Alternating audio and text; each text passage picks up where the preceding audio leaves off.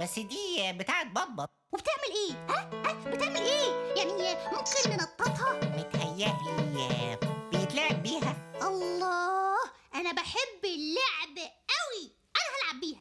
لا متهيألي لازم تقول لبطبط الأول.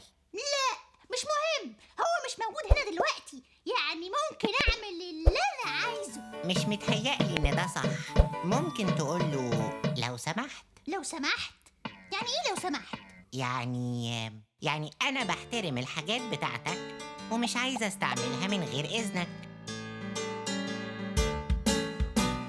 أنا جاي آخد إذنك إني أستعمل حاجتك، ولو مش عايز مش هزعل وده حقك.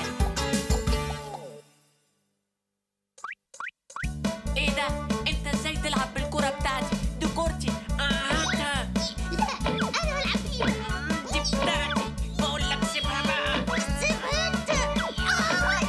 ادخل على البلاي ليست عشان تشوف باقي الفيديوهات، وما تنساش تشترك في القناة.